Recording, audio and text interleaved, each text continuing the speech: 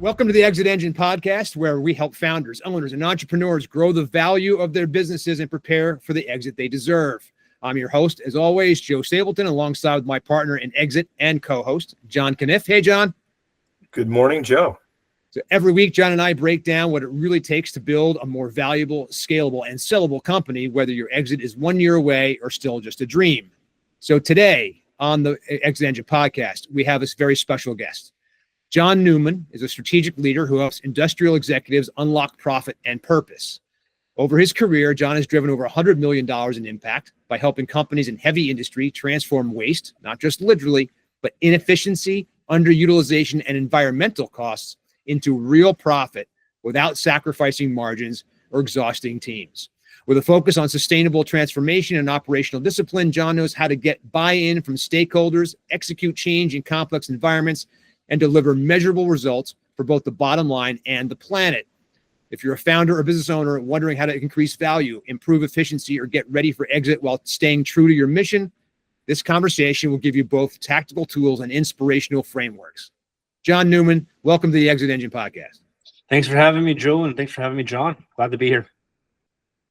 Good, Jon. We're talking about your, I think that we were just talking a little bit about when you kind of came in here about climate change, and obviously that's a sustainability situation, right? Where we're trying to basically figure out, hey, obviously there are businesses have to deal with this stuff, regardless of whatever the science says, regardless of anything, right? There is an actuality, and you were just telling us a story about how farmers in Canada right now have basically their crops and everything else are now an entire month, or they're already done, right?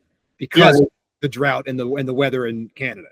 Yeah, in Saskatchewan, where I live, we're very much a big agriculture province, very flat, and a lot of the farmers are done their harvest already. Usually about 3 weeks to a month early, which is the first time, the earliest they've ever. Usually it's after Thanksgiving in Canada, so usually the 10th of October they're usually done. So it's concerning, obviously.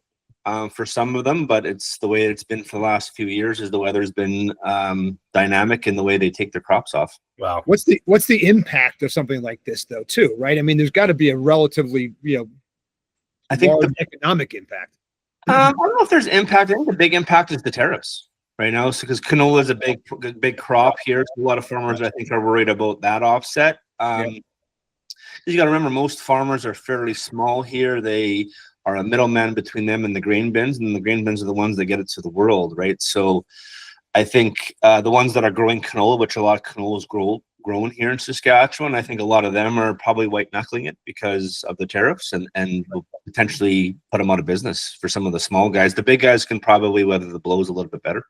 Right. Yeah, and the tariffs, a lot of times, I don't have that much experience in agriculture, to be perfectly frank, but I was talking to somebody who is thinking of shutting down their business because the tariffs seem to be the difference between profit and not profit, right? Well, small farmers have everybody grabbing at them. Right? Government, there's not a lot of it makes a good middle class wage. A lot of older farmers, they're seeing that their kids aren't taking over the operation.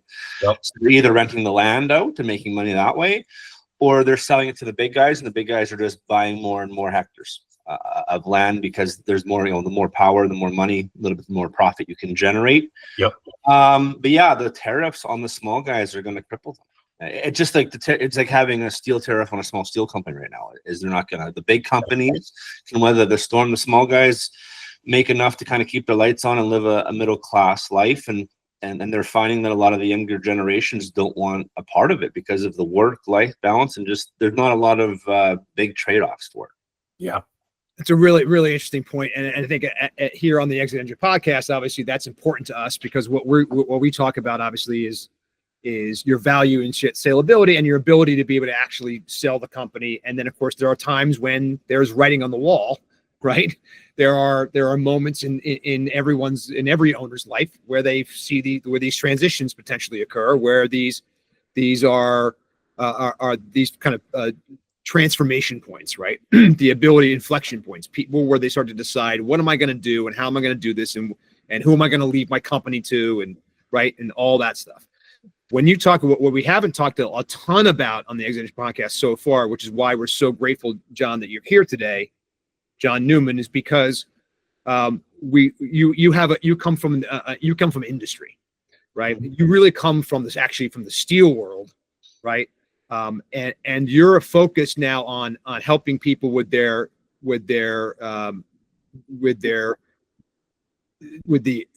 environmental, the social, and the government's work, the ESG things, the ability to be able to help these larger industrial companies, right, become sustainable, right, worry about their social responsibility, their government responsibility, and things like that. So talk to us a little bit about how you kind of got your background. How did you get into into that industry, and tell us a little bit about what these industries are feeling right now, especially when it comes to things like ESG. Well, I guess how I got involved is I grew up in a single parent family, mom, dad. My dad was a big executive for a big trade union in North America, the United Steelworkers. I lived with my mom. 18 came, I didn't want to go to school. It wasn't in my foresight. So there was a big steel mill here. It paid very well. Being a young kid of the union boss, the C-suite union boss, I got to meet a lot of the executive and all that kind of stuff here at the mill. So I jumped into bargaining unit work. That's how I started. Realized early on that I was very entrepreneurial, not very union related. So it took some time for me to leave. And I jumped over to management about 10 years after that. So I've seen a lot of changes, even the 22 years that I was there, when it comes to safety, noise, emissions, lots of big changes, but still not enough. I used to see pigeons. I remember going to work and I used to see pigeons free falling to their death because of just the air quality back in 2000, wow. Right? Just because, and there's obviously heat, right. My daughter was born and my daughter said something to me I'll never forget. She said, "Dad, you work around lava." And I actually thought about that for a second. And I'm like, no, actually steel's hotter than lava. And that kind of made me think about the safety factor and those types of things. Yeah, I got my start. Obviously, it was more of generational, right? Yeah, being union. And then 10 years in, I got divorced. And my life kind of changed. And I think I shared this with you earlier, Joey, Matt, is I had a friend of mine that got pancreatic cancer. And he kind of looked at me and said that I was staying stagnant. I wasn't living up to my potential. Didn't know what that really meant. So I went back to school in my 30s and re-educated myself. I went to metallurgy school at first, and then I went on to get an executive mini MBA second. And that was where sustainability really shone. The company that I worked for was IPSCO at first. They were a circular steel maker. Circular economy was very much embedded in their DNA. It was actually found in their employee handbook in 2001. The word circular economy. That's something that's a key buzzword today. So it was always finding the waste and implementing that waste into our final product and trying to obviously keep your waste and your costs down, right? Your costs stay down, you're lean, you get more margin, right? Right. So I guess, yeah, in 2020, I went back to school and that was when I kind of decided I needed to leave. I needed to leave because heavy industry was definitely near and dear to my heart. I have a daughter and I see a climate change problem in heavy industry like steel, oil, gas is a big one. Agriculture is a big one. Cement, all these big industries that have these big profit margins are all struggling because they've been doing business the way they've been doing it for 50 years and it's not working anymore. Right. And it's not easy to reinvent those things. And I find in a lot of those, when people think of ESG, they think right away of climate change, right? And that's not necessarily what it is. It's definitely the environmental impact, but it's the social impact. Is as a big company, you can put your targets whatever you want. If you don't have that social buy-in from your stakeholders, your employees, your communities, they all want to be involved in your success, and they don't expect perfection. They expect you to be honest and transparent, right? And they expect you to try, right? Not just give fluff, right? Is actually go out there and fail, because you are going to fail. You're changing the way you do business. So that comes from innovation, and that comes from 1% daily wins, right? And that comes from involving your bottom line, your front line. And I always, in the steel industry, and the way that I led as a manager is bottom up, top down. is my employees were the ones that put out the fires. They're the ones that saw the fires, and they're the ones that had the autonomy to put them out, not the CEO. The CEO heard about the problems, but really has no clue what the problems really are at the end of the day. And that's, I think, a big change that we're starting to see in some corporations. As you hear the word culture, those are the ESG terms that people should be talking about. It's not the climate change, because the climate change is pretty simple. You have to just do better at what you do. It's also not, and to be clear, it's also not about DEI and things like that either, right? So let's just, for the focus of this conversation today, make sure that everybody knows that what we're talking about is defining, ESG and really what it is. Before we do that, if we can go back to something else, before we go to ESG, the circular economy, can you just describe that, Jon? Because I have to say, I'm familiar with the term, but if you could just give the listeners a brief explanation of that would be helpful. Well, let's use clothes. We all wear clothes. So think of, there's another industry that has problem with fast fashion. So just think if Gap was able to take all of their waste and reuse it and continue on making clothes, right? That's that circular loop, is you're not wasting anything. You're taking your waste and you're re-putting it in, repurposing it, and using it again, and not using any more energy, any more labor. Understood. Okay. So it's that circular loop. Not easy to do, right? So, like fast fashion, so it's changing the way you do your business, and some business models are going to go through some significant change. Yeah. I always say the only person that you'll ever hear that likes change is a baby getting their diaper changed. That's the only person that's ever going to say they love change. Right. But even then, the reason they like change is because they are so uncomfortable, right? That they have no choice but to like the change. And that's actually what it takes for all humans all the time. And corporations are going to have to get, I always say, corporate uncomfortable. That's where growth comes from. We always hear that phrase, we've always done it this way. We've always done it this way. And I always laugh at that, because doing the same thing over and over again, expecting a different result, Einstein quoted what it was. The fact that C-suites still say it goes to show you how far that they're out of touch with their employees, their stakeholders, because most employees and stakeholders do care about climate change. They do care about social governance. Governance is always going to be a part of it. We always need rules and regulations, or else things would just be chaotic at the end of the day. To me, the one thing that people don't talk about is, I always look at ESG as a three-legged stool. The E and the G. The S is what holds you up, and that's the social impact. What are your social values? What are your people, your culture? You can use the buzzwords DEI, all of those things, but it's more about treating people and letting people be a part of the solution to your problem, not just pointing the finger at them and telling them what to do. Is they want to be a part of businesses' growth and change toward climate change. We all walk outside, we all see the forest fires, we all see the climate changing. People want to be a part of, how do we fix that? Because for themselves, but for our kids and our grandkids and the things behind us. They all can see. I mean, everyone can see the changes that have occurred in the last. You brought up 2000, but think of the changes in the world since 2000 from an environmental standpoint, right? A social impact standpoint. It's just it's if you can't see it, I'm just shocked where you live in the. I'd wonder where you live in the world. And also, regardless of whether it's, again, you can even just take out for right now how the long term, when it whatever, right? The right now, just the like you said, the eye test, right? The fact that we know that we go outside, and I know that it's going to be 70 degrees right here in Philadelphia until December. Mm-hmm. And it didn't used to be that way. Okay. I mean, not 20 years ago, right? It was not like that. And so there's just obvious stuff. But the more important issue, I think, is what do we do about it? And what is the corporate responsibility? And especially in heavy industry, right? And so what I find fascinating about what Jon Neumann's doing is he's trying to basically help these large, very set in their ways, in heavy industry companies transform themselves into modern companies that are thinking differently, are more innovative, and are helping their bottom lines, right? Because they are looking at things differently. Well, yeah, and Jon, a question I have is, did you approach it from the financial standpoint first, or is that a benefit? Like, talk a little bit about like how you how you were able to work with these companies and sort of let you, or how they let you in the door, frankly. Is it a financial component? Is it, how does that start? Yeah, I think the problem we see with ESG is a lot of people see it as a sunk cost. They don't see value in it. There's tremendous value in it.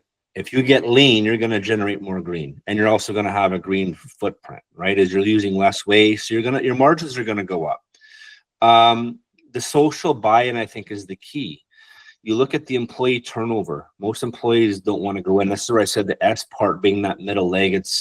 You're not going to drive the environmental impact without the social impact. Those words, culture, people want, the high turnover rates and unemployment, things like that.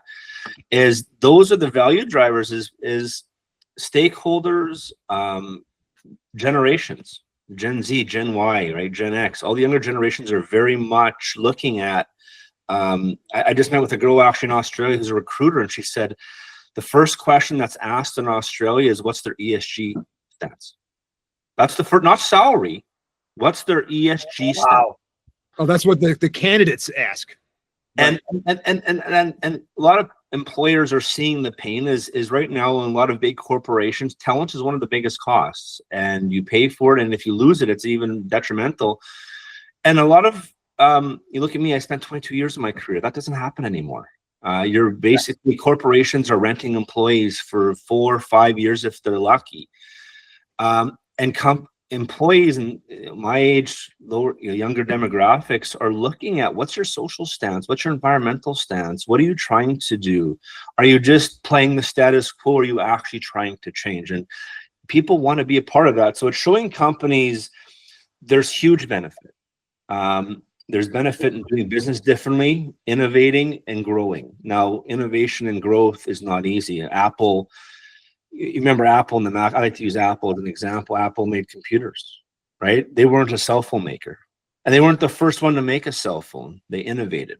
They, as a team, they innovated. They spent some money. They got dirty. They got uncomfortable. They did things that they didn't do before, and now look at them. Yeah. I even look at Apple as even another case. Furthermore, is what's going on in the U.S. and the walking away from ESG. Apple's still sourcing sustainable materials for their phones. The question I always ask people is, why do you think they're doing that? Hey, I'm Joe Stapleton. And I'm Jon Canniffe. Jon, most founders put everything they have into building their businesses. Years of sweat, sacrifice, and problem solving. But when it comes time to exit, many are shocked to learn that what buyers value isn't what they thought. Here's the truth. Buyers don't pay for potential. They pay for proof. Proof that your business can grow without you. Proof that your financials are clean. Proof that your processes are clear and repeatable. If you wait until a buyer shows up to think about these things, you're almost guaranteed to leave money and control on the table. ExitEngine was built to change that. ExitEngine is the first readiness platform that helps founders design their ideal exit step by step, combining education, coaching, and support, and access to an elite network of business specialists and capital. ExitEngine empowers you to build a valuable, transferable business and exit on your own terms. It's not about selling tomorrow, Jon. It's about making sure that when you're ready, your business is worth what it deserves to be. Don't let your life's work get discounted. Control your business destiny today. Start preparing now while you still have time to engineer the exit you want. Visit myexitengine.com to learn more.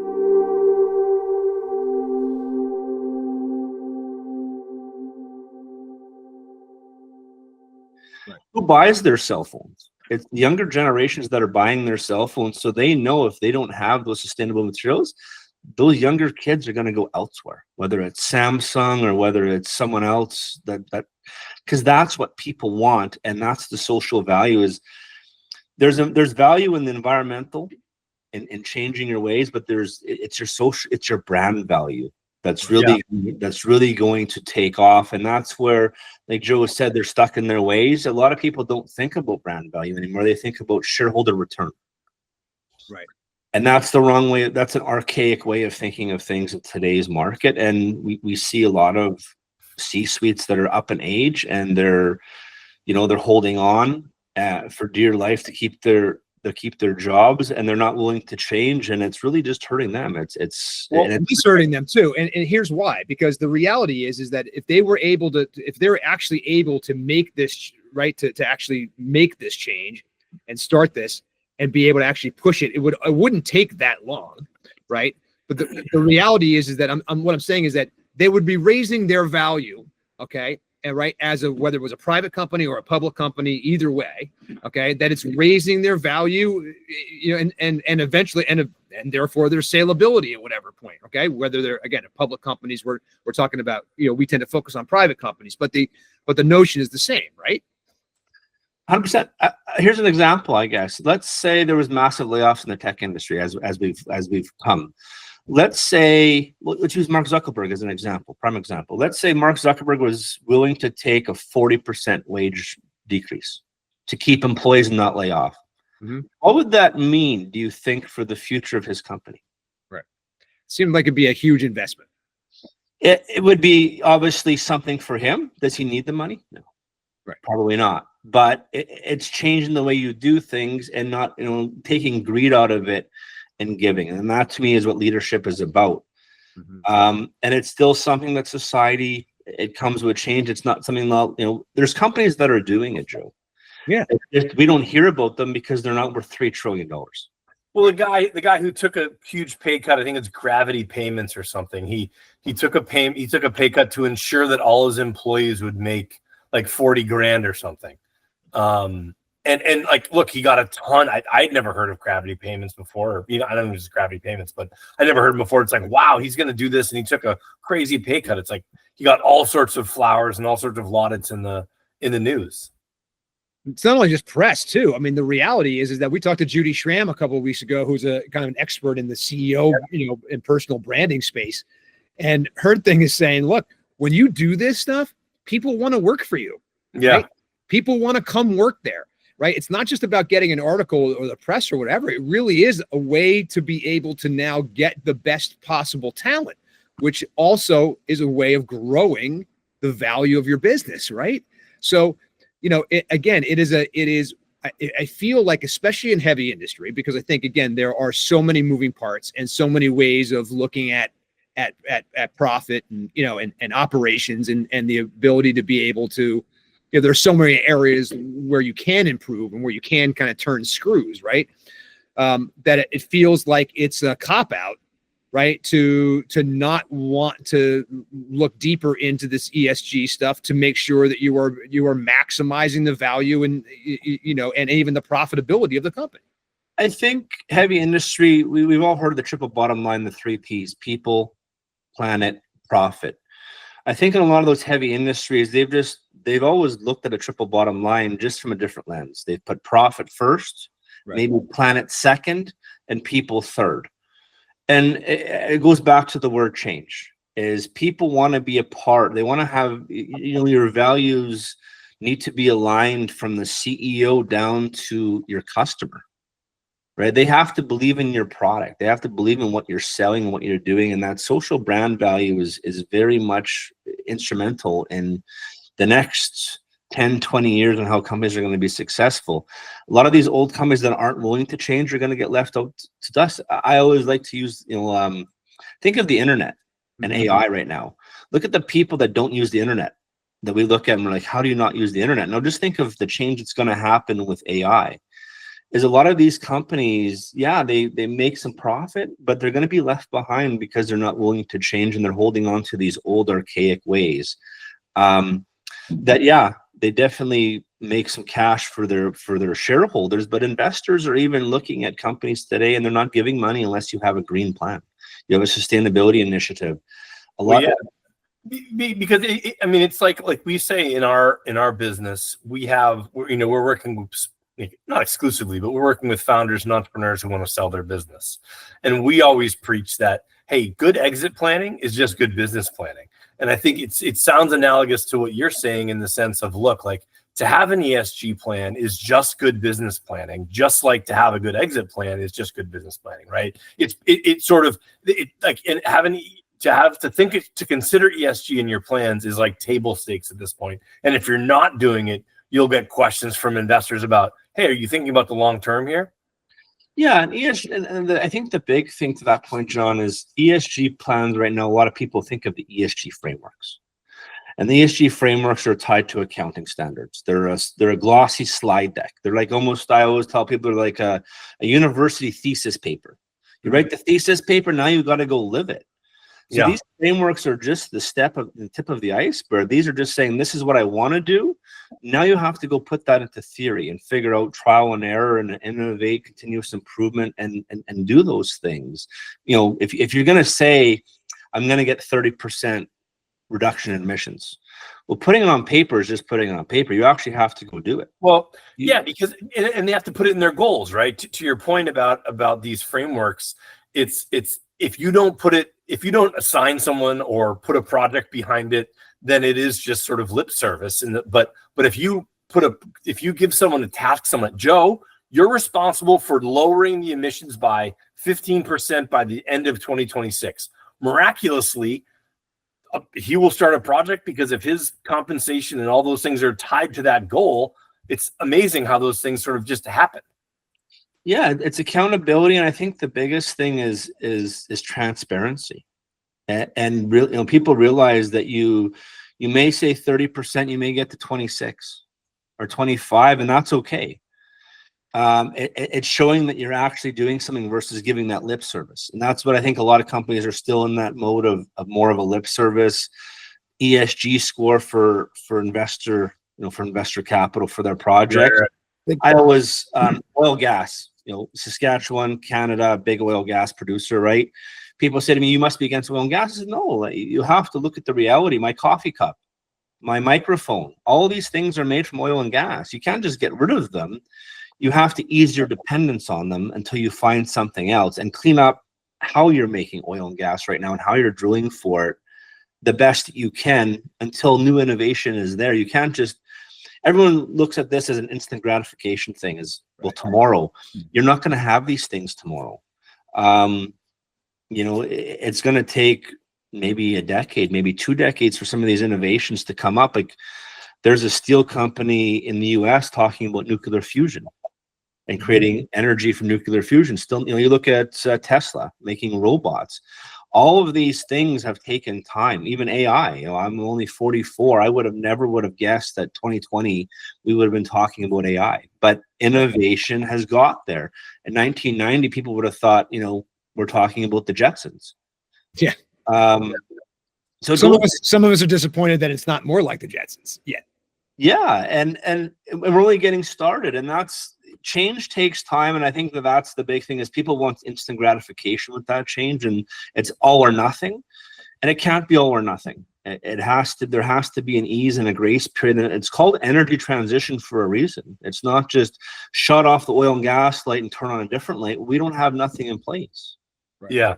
And by the way, every piece of rubber, every piece of plastic, every consumer face product, whatever, has petroleum in it, right? So I mean, you're right. It's not an option to even consider getting rid of oil and gas. That's never been. In my mind, should have never been the goal either. But what it has to be is it has to make sense to the bottom line, and it has to be provable, because the business, right? The pain either has to be, I need to find new ways of making more money. And so therefore I'm willing to look into these areas. If you can show me a model that says this is how I'm going to grow or how I'm going to change the bottom line, right? Or it has to be so much pain from a regulatory standpoint, or I'm going to be losing money somehow that I can see. Or competitors are doing it differently, right? If your competition is doing things that appeal more to consumer preferences and tastes, and you're not doing them, then they'll vote with their pocketbooks. They'll vote with their pocketbooks and wallets and go to them and buy their products as opposed to yours. I mean, like, I don't know if this is happening with oil companies, but like, I know that when I'm driving down the street and I have a choice between gas stations, there's a preference that I have for gas stations. I'm not going to say which ones, but like, the ones I avoid. Let's put it that way. Right.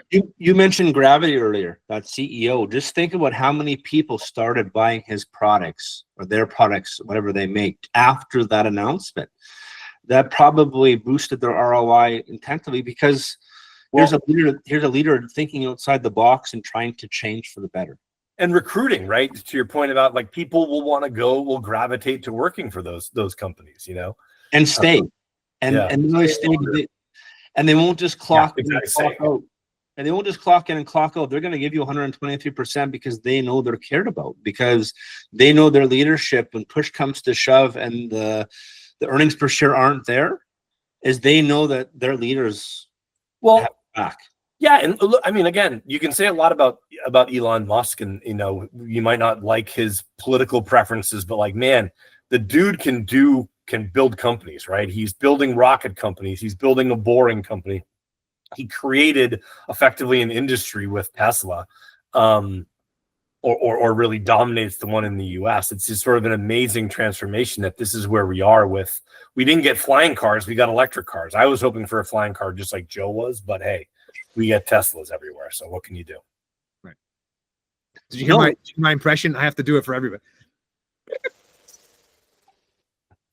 Is that a Tesla? That was the Jetsons flying car that we wanted. Okay. Sorry, not coming through, but I even saw somewhere not that long ago, I think it was Dubai, maybe that's created some sort of like self-driving helicopters. Yep.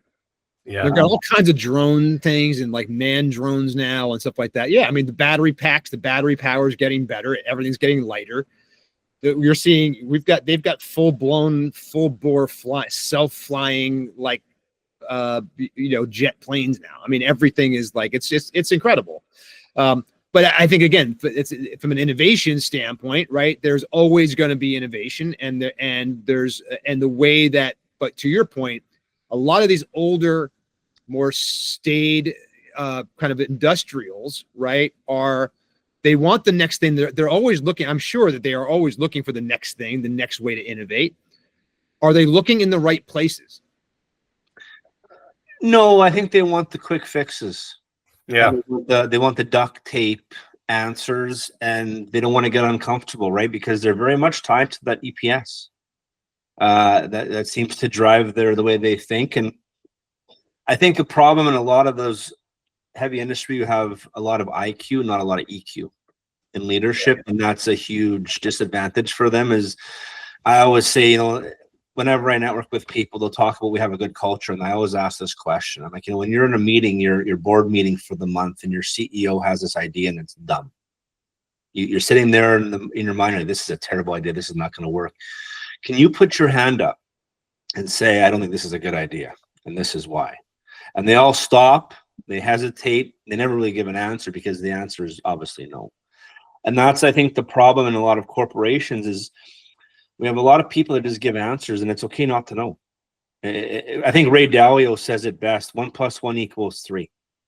The power of collaboration. That's where a lot of CEOs and big corporations need to really incentivize in these board meetings. Is not just because you're the leader and the chief commanding officer doesn't mean that you have the right answer all the time. It doesn't. And let me ask you a question about sort of the difference. And I don't want to make excuses for big industrial companies, but tell me sort of, why this shouldn't be the case, right? Because I imagine that industrial companies have to have capital budgets. They have to have long-term plans to invest in those assets and buy them and improve them and make sure that their useful life is sustained, and so their machines and their products and their plants are up to date. How hard is that to do in the context of what we've been talking about so far? Like, what would you like to see more companies do in that industry, in that area of making sure that they're keeping up to date with all their assets? I think a lot of companies, what they're not doing is they're running their businesses top down, right? The CEOs are making the decisions, and versus utilizing your bottom frontline staff, your bottom managers that see those fires, those problems on a daily basis, but they're probably too scared to bring them up because no one wants to change, and they're scared to have that uncomfortable conversation because it's usually not one that people want to have. And that's really what sparks the change. I think, the assets are still going to be there. Their liabilities, sometimes their sunk costs. You're not just going to build a new building because someone said to. You have to use what you have and make it better. And that, to me, is by involving your stakeholders, and most importantly, your employees. And the employees we talked about circular economy earlier. It's a certain, you think bottom up, top down, that's a loop. You have to keep that loop open. And that comes with collaboration, communication, and you have people that are thinking outside the box, and that's where innovation comes in. And that's something that a lot of companies should really, instead of having all these wasteful meetings, have sandbox meeting where employees can go get creative and figure out ways to cut their way to do things that are, solving problems for their company versus wasting time in another meeting that talks about what we didn't get accomplished in the meeting before. Well, it's so funny because a lot of these innovations, I think, and this is obviously a broad generalization, but it's almost like innovation by necessity, right? The smaller companies or the smaller entities often come up with these innovations because they can't compete with the big guys, right? They can't compete with the giant firms, and they must do these types of innovations, and then they grow bigger to say, oh wow, look at whatever. Chick-fil-A is probably a bad example, but Chick-fil-A was nothing 15 years ago, right? And look, they're ubiquitous now. They're everywhere, at least in this country. And not that they had to break in and do something different, but it seems like a lot of these companies, a lot of these big companies, to your point, they don't want to change, and almost like there's that hesitancy to change because I'm in a position of power. Why would I ever want to give that up? I think that, and I think a lot of them want government assistance, right? They almost want government help to change. They'll change, but if someone's going to help them, they don't want to take it out of their own bottom line. And obviously, with the pandemic and the things that have gone on, there's not a lot of cash, right, around governments to help companies. So I always say here in Canada, we still have an oil and gas cap. They call it production cap. So a lot of it was actually just yesterday, one of the MPs announced TC Energy, which used to be called TransCanada Energy. It changed its name because of the political system, is building a pipeline in Vermont, I believe. I don't know the exact name, but I think he said Vermont. So you look at those types of things, a lot of projects are moving away because of the way things are seen. I think, though, it comes down to ESG, a lot of companies don't want to change, and they're not going to change unless they drastically have to. You look at the pandemic, for an example. Did companies want to mandate vaccines and change the way they handled their employees? No. They eventually had to, and that change was difficult. But it was a change that was almost vital because of what was going on in the world at that time, right? And we always forget that the world has a lot of different culture, and that's tough to find harmony and alignment along beliefs for organizations, right? And company DNA are changing drastically, and a lot of I always say a lot of companies that are still acting this way are almost acting off the Blockbuster business model, right? Right? Not willing to change. They're still stuck in that way. And look what Netflix, you mentioned earlier, John, small company. Think of Tesla, right? Tesla was small. They were competing against GM, Ford. Now look at them. GM and Ford can't even replicate what they're doing because they don't know, because a company was small. They took a risk and they went and innovated. Yeah, no, you're exactly. That's a far better example than the one that I gave, and it's right.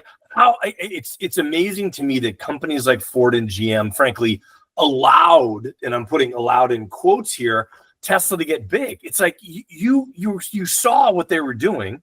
You didn't agree with them, or you didn't think that they would be able to do it. I mean, I frankly didn't think you'd be able to do it, but I don't know anything about cars. But the fact that they've grown as large as they've grown, it's an amazing story. And it's changed the way we think of things. People, I don't want to test the person is because of the battery life, but yeah, I would have preferred a Jetson car as well, probably. I think that would have been neat. But you look at the idea and the concept, it's out of the box. Yeah. It's not in the box, it's out of the box, and people love it. You look at they look at the Cybertruck. They look weird, but it's a brand thing, and it has that green tag kind of associated to it, and it's innovation. He made Hummer go into the electric car business. Yeah. I mean, well, yeah, it's a joke, right? I mean, that's right. He took Hummer, right, which was the emblem of I don't care about gas, blah, blah, blah. I'm going to be this and I'm going to giant truck. And now I'm totally electrified. Yeah. Right. Like because of that influence. I mean, all the other car companies are trying, right? It's all there. And it's all because of what he pushed and his ability to be able to get everybody, get consumers, right, moving that direction. What? Yeah.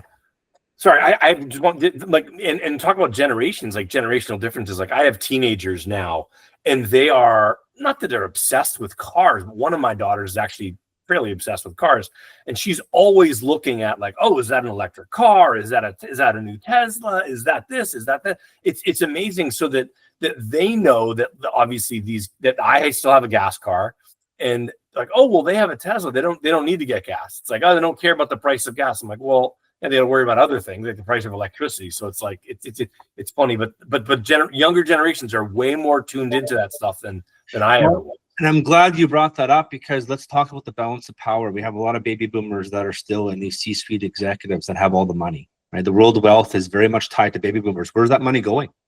Right, that generation. That tipping point hasn't happened yet. No. But just like you said, why is your daughter looking at Teslas? It's probably because it's footprint. It's a good thing. It mends with her values and her mission and the things that she wants to probably see for the world. So it's what people buy into. It's not people just go buy because GM was the only thing that was there. Now there's choice, and people want it to symbolize their values and who they are and reflect them, because the car is kind of a reflection of who they are, right? People don't buy an electric car just because they want to plug it in. They buy an electric car because of the statement that it makes. And I think it's an excellent point to bring up too. That's very, very true, especially about the two younger generations, the two younger adult generations, right? Millennials and Gen Z, right? Who are unlike us Xers and certainly not the baby boomers, right? Have grown up in a social responsibility world. They have grown up in a way in which this stuff was talked about. They care about this stuff. They do vote with their pocketbooks. Look what happened to, again, just as an example, look what happened with the Jimmy Kimmel stuff over the last 24 hours, right? The ability for people to go to Disney and go, I'm canceling your app. I'm canceling both your apps. I'm canceling, right? I'm gonna boycott Marvel or whatever, right? This whole thing turns on its head because they go, oh my God, they literally lost $1 billion over the weekend, right? So the point is that we think about us and the baby boomers as we're looking up here, but the reality is the millennials and the Gen Zers right now that are really driving all of this. Well, and I'm glad you mentioned that. You think about that as Disney is a good example, and it goes to show you that you can make as much money earnings per share. Your social brand value takes a huge hit. All that goes away fast. And like within days, right? Now, how long is it going to take him to make up that $4 or $5 billion that he's lost? I don't know the exact number, but it's not going to happen in 2 days. Right. You know that. That definitely does not come back as fast as it goes out. And that reputation is always going to be there, and people are always going to remember that. So you have to build trust. Yeah, like what like it'll be interesting to see, and there'll be stories about this. Maybe there are already today, but like there'll be stories about what happened over the weekend, right? Was this a financial decision? Was this a brand decision? Like Iger made the decision, and obviously, after consulting with the board, but I can just imagine what those numbers look like on Sunday night or whenever it was when they said that he was going to return on Tuesday. I know myself, I sat down with my wife. I sent a text around to my family and said, after I had talked to Joe about a couple things, and said, hey, I want to cancel the Disney. I want to cancel the Disney app. And or at least talk about it. And then it's like, oh, like we didn't have that discussion, but it was interesting. So it was the first time that ever happened to my family, by the way. So we went through the same thing. It was the exact same thing. It was like, should we do this? And we're like, because of you, like we talked about it. So you talked about it, and I was like, I should probably do the same thing. So. Yeah. It was a major discussion in our household about what to do and how to face it. And of course, you are dealing with the realities of the here and now versus the principle. That you do. It's a very difficult place to be. Very, very, very hard. It was not a fun weekend. It's a good example, I think, of the social lens of ESG is social brand, social impact, the things, your views, your values. Those things are even more vital than your pocketbook. in today's economy. Well, it's a good point, because if, and I don't want to criticize Disney here, I'll just make this about a bunch of companies, but I can imagine that it would be an easier decision, or it would not have been so fraught if they had a stance on this beforehand, right? Like your example of Australia beforehand, like if that's really the first, and I'll take you your word, that's really one of the first questions that people ask, then I would imagine every company in Australia has an ESG plan and has it out on the web and like can easily articulate it like this. And if it was that case in the United States, then all these companies should have a plan, and they should know how to deal with situations like this, right?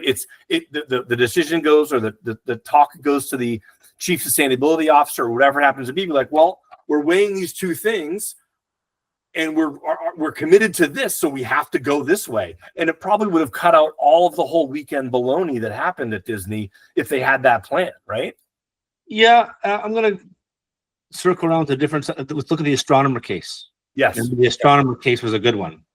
And this was a people problem with Disney. This is a people problem and more of their rules and regulations and their governance issues, right?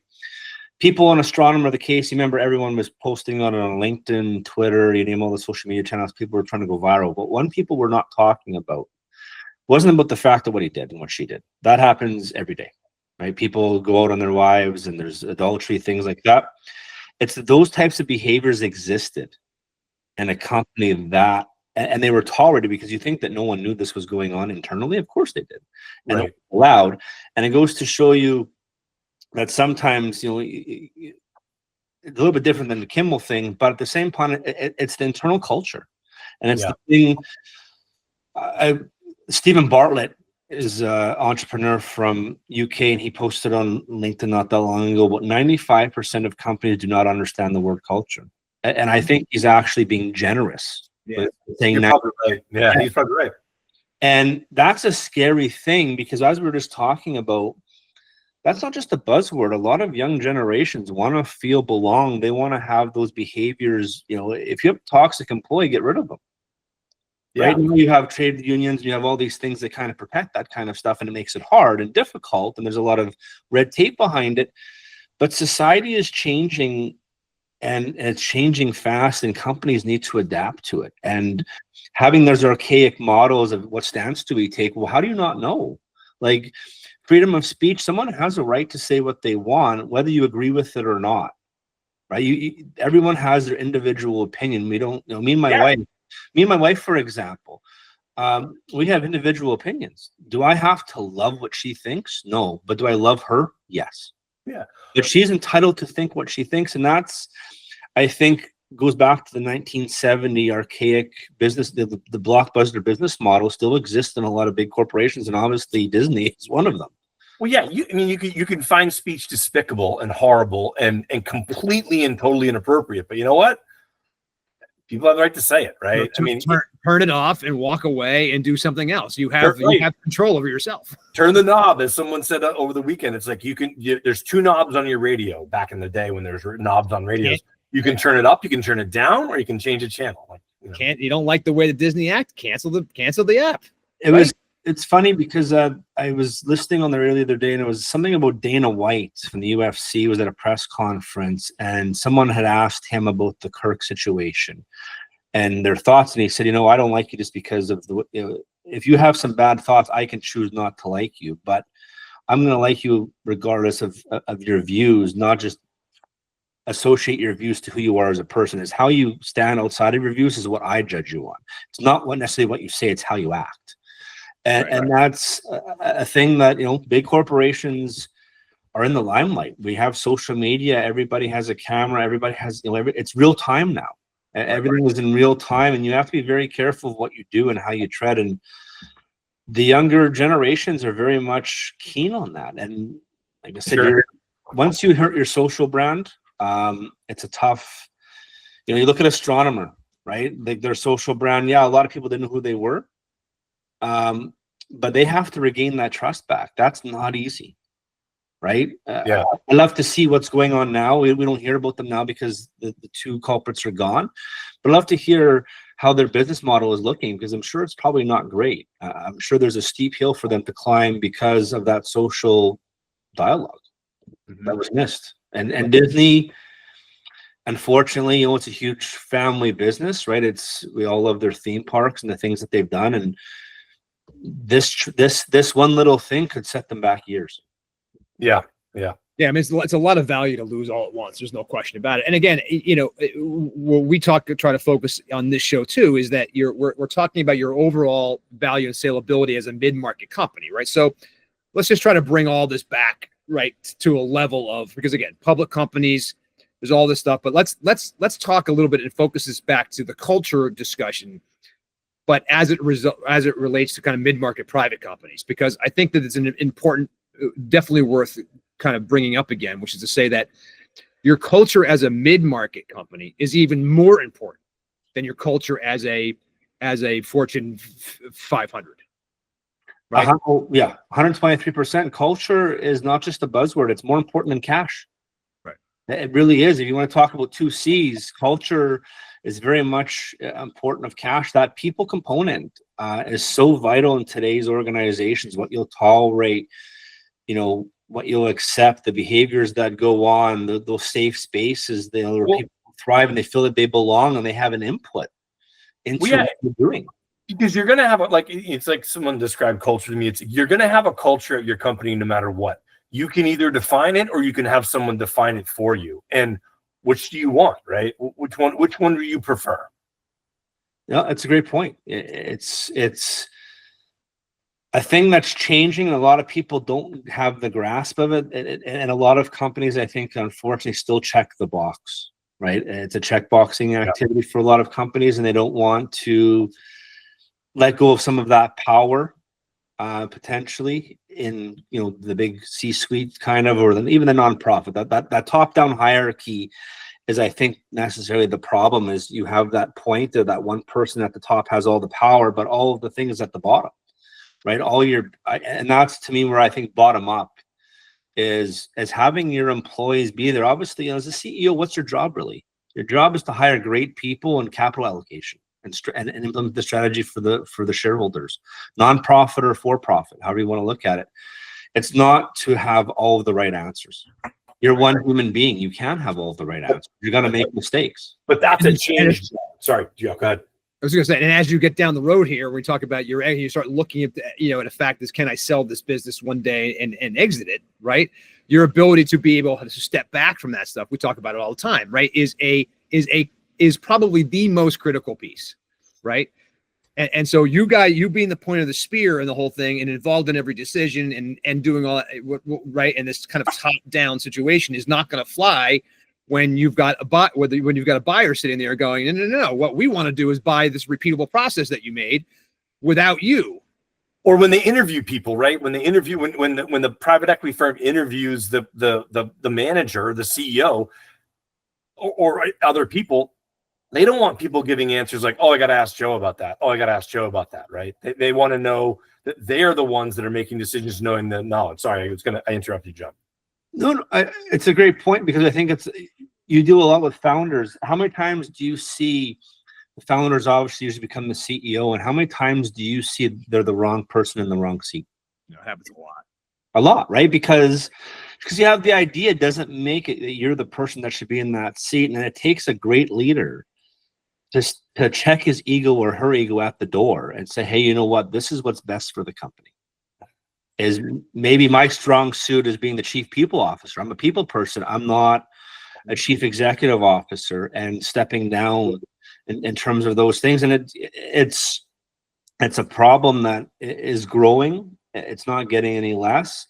And it's really tied to, I think, that top-down hierarchy where a lot of people are asked Joe.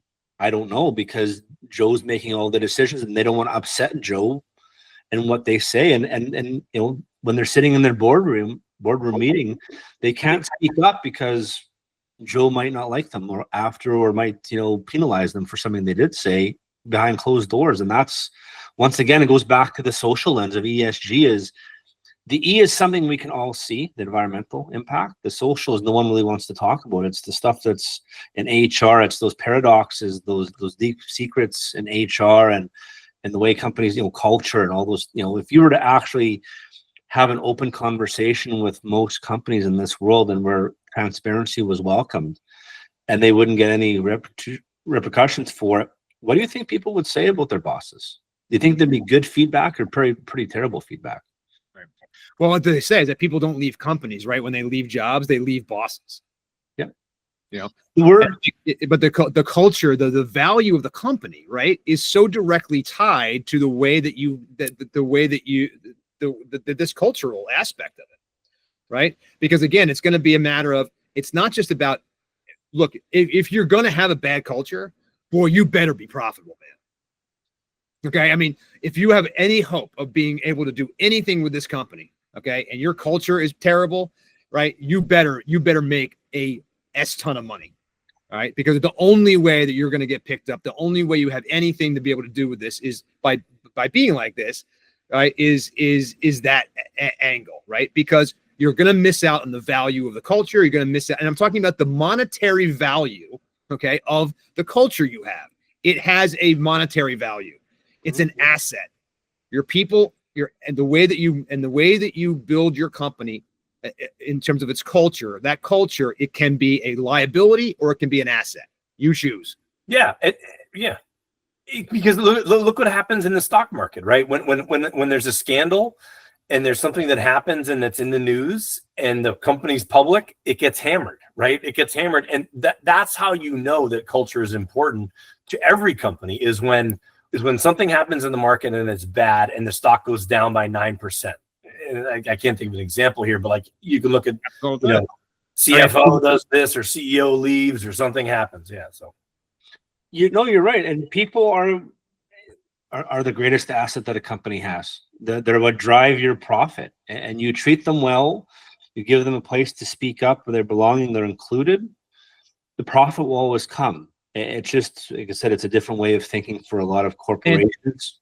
And by the way, you'll get better at hiring better people, right? Well, and so you get better people, you attract better people, and now you're in a situation where everything you do is just better, right? Your innovation is better, right? Your profitability is better. You're finding people that are smarter and they want to work here and they want to solve it. And if you allow them to be bottom up, like you said, right? Allow them to be part of the decision, right? Invite them to the table. And I think we kind of also glossed over this because, for Jon to be able to move, from Jon Neumann to move, okay, from from the union into management, okay, we kind of glossed over this. But it's like moving, it's like it's like becoming an officer when you've been an enlisted person in the Navy. It's really hard to do. All right. And to do well. Okay. And I just wanted to call that out because I think, again, Jon's got a unique perspective in that he has been the rank and file, right? He has been the union employee that did this stuff, that saw and felt what it was like to do that. And when he got into management, the first thing he tried to do, right, was bring management together with the rank and file to be able to help everybody do better. Yeah. I'll use something. One of the first meetings I ever had with union after, because my dad being a big executive, obviously, it was a big target on my back, actually, more than anything. People usually don't get buy-in. And I remember growing up, I always heard us versus them, right? Them and us. And I'm like, the company is you. It's all of you. It's not just them. You're very much a part. You're the people. You're the one that brings the union employees, and a lot of these heavy industries are the ones that are actually bringing the profit. And I think I said to the union president, I said, you see this table? We're sitting at a boardroom table. Like, yeah. And I said, this is an oval table. It's not two-sided. And he looked at me and he didn't know what I meant. And I said, it's us. It's not us and them, we, it's us. Yeah. This has to work together. It's like a marriage. You're going to disagree. You're not always going to get along. You're not always going to have the same views, and that's okay. Right. But it's working together for a collective, better future for all. Mm-hmm. And that means sometimes checking the ego at the door, which is a tough thing in leadership to do. And I guess one thing to add, I find the term leader is used very loosely in today's world. Right? We have a lot of people in management positions that they're called leaders. Leadership is about people. It's not about a title. It's not about what stature you hold in a company. It's about how you impact people. People aren't going to remember. They'll remember that Gravity guy that you mentioned. That is a leader. They will remember the guy from Gravity because of how he made people feel and what he did. He sacrificed something for his people. That's what a leader. A good manager gets you results. Processes, systems, they get you results. They don't. And leadership is kind of like 10xing that skill. Right. Is when you have leadership on top of management, you have a visionary leader or someone that can really get buy-in and really move that bottom line needle, because people collectively believe in what you're doing and they'll follow you. Yeah. And it's a different skill set, right? Like it's a very different skill set, because I was a manager and then I was a leader. And when you sort of transform into becoming a leader, you're not doing the day-to-day things that you were doing as a manager, because you can't, right? Because it's like, as you were saying, and I don't want to break, this isn't like a clean break, but you have people or you have process and product on one side that's sort of done with management. Really, leadership is as you said, Jon Neumann, is about people, right? It's leading people to do things they either didn't think they could do or didn't want to do or thought was impossible. I mean, that's not a definition of leadership, but yeah. I used to tell my employees is my job as your leader is to get on an elevator with you and be almost like an elevator conductor. I ask you to hit the button on what floor you want to get off on. And let's say it's New York Empire State Building is 101 floor and you pick 94. My job is to see if I can push you to 101 and because I see that talent in you to get. You might not see it in yourself. That's my job as a leader. My job is not to tell you what to do. It's exact opposite. It's for you to tell me what to do and how I can help you be better. I like that. That's the thing that is, I think, missed in leadership is people get these C-suite or mid-senior level jobs and they forget where they came from. One of my favorite mentors said to me early in my career, and I'm glad he said it. He said, you were given 2 years and 1 month for a reason. Yeah, I say that to my kids all the time. I drop them off at school and say that same thing. Yeah, listen, twice as much. And I think in leadership, when you go to a lot of boardrooms that I've ever been in, it's usually the leader that's the first one to speak. Like the CEO is the first one to speak, and that's really the backwards way of thinking. It should be the last person. Is you want all of your people speaking up, because that's where the innovation is going to happen. That's where the collaboration, those safe spaces, is really going to shine for you to grow that strategy and think outside that box. Because you can't just, look at Blockbuster. I'll go back to Blockbuster. They kept doing the same thing over and over again. Netflix was doing the same thing they did. Netflix said, you know what, we're going to stop renting DVDs. We're going to start streaming it. Blockbuster decided not to. Look where they are today. They didn't want to change. You don't want to change. The market and your customer base will always show you where you belong. Yep. Absolutely. And look, in that story, remember how Netflix started, right? Netflix started with the business, with the Blockbuster business model. Shipping DVDs around, yeah. Right. Shipping DVDs, yeah. Yeah. I mean, the idea, the reality was, again, that change and that ability to see that coming and the ability to harness that, all that stuff. Again, it was a matter of just of focus and belief, right? In some cases, it was Blockbuster. I'm sure they had those conversations, right? It's not going to turn into anything. It's not going to be a thing. They'll never get this, blah, blah, blah. If you couldn't see the internet coming, and people couldn't see it coming, man, it's like AI now, right? Yeah, exactly. I think AI, if people aren't using AI in their businesses, especially when it comes to ESG, where you need people to be, ESG is a lot about data, right? It's finding the right data and using it. Why aren't you using AI to leverage that so you can free up your resource, the most important one being the people, to actually do the great work? And companies are scared. It's change. No one likes change. Most people are using AI as a way to hold on to their jobs. I think a lot of executives are saying, I'll have this AI project to keep their 5-year and their big compensation bonuses at their job because they've been there for 50 years. Right. Versus let's embed AI into what we do, how we do it, to kind of take the grunt work away. To make everything better, to be able to be more profitable, to be able to find stuff. And by the way, you can apply it, right? Not just on on the processes and stuff inside, but you can, but even in policies and things like that, right? Yeah. Well, just like the internet, right? We talked about this before on the podcast, Joe. Like, right, the internet is not. There's no internet department in any company, right? There's no AI department in any company. There won't ever be.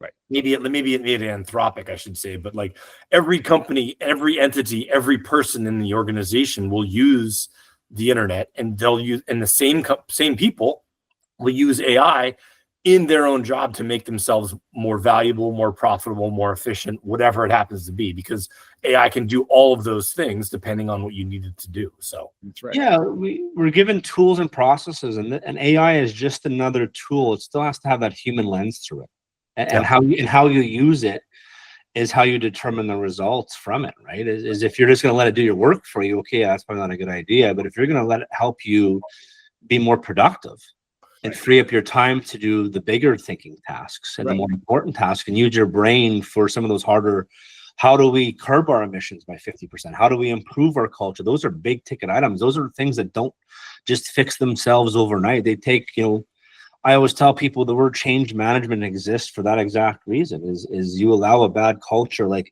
go back to astronomer. That took one night at a Coldplay concert. Right. It's going to take 10 years to undo that.